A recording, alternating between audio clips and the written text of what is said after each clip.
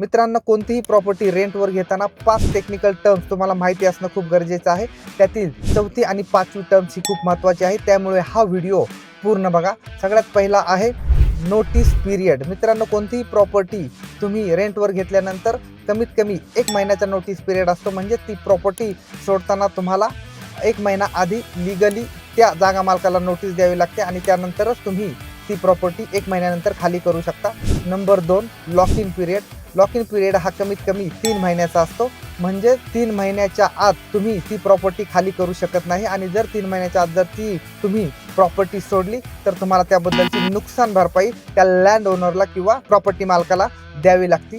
Number 3 आहे subletting. Subletting म्हणजे तुम्ही रेंटवर घेतलेली प्रॉपर्टी पुढे भाड्याने द्यायची किंवा नाही याबद्दलच्या परमिशनची ही टर्म आहे. ती जागा मालकाच्या मनावर असते, ती हो किंवा नाही म्हणू शकतो. जर जागा मालकाने त्याला परमिशन दिली ॲग्रीमेंटमध्ये तर तुम्ही ती प्रॉपर्टी किंवा त्या प्रॉपर्टीमधील काही भाग दुसऱ्या व्यक्तीला रेंटवर देऊ शकता. एअरबीएनबी या व्यवसायासाठी ही टर्म खूप महत्त्वाची आहे आणि जर परमिशन दिली नाही तर तुम्ही ती प्रॉपर्टी किंवा त्या प्रॉपर्टीमधील कोणताही हिस्सा इतरांना भाड्याने देऊ शकत नाही. नंबर 4 ची टर्म आहे इंडेमनिटी. म्हणजे या कराराच्या कालावधी दरम्यान त्या प्रॉपर्टीला काही नुकसान झालं तरी त्याची पूर्ण जबाबदारी त्या भाडेकरूची असणार आहे. त्यामुळे या नुकसानाची पूर्ण भरपाई त्या भाडेकरूने द्यायची आहे, असं या टर्मचा अर्थ होतो.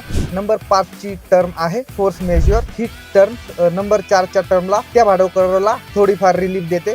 या टर्म मध्ये जर या कराराच्या कालावधी दरम्यान नॅचरल डिझास्टरने म्हणजे भूकंप किंवा पूर आल्यामुळे जर त्या प्रॉपर्टीला काही नुकसान झालं तर भाडेकरू त्या नुकसानीस जबाबदार नसणार आहे. त्याची पूर्ण नुकसान भरपाई ही त्या जागा मालकानेच भरायची असते, असा त्याचा अर्थ होतो. मित्रांनो, या महत्त्वाच्या 5 टेक्निकल टर्म्स तुम्ही समजून घ्या आणि तुमच्या मित्रांनाही शेअर करा आणि असेच महत्त्वाचे व्हिडिओ इथून पुढेही पाहण्यासाठी लगेच सबस्क्राईब करा.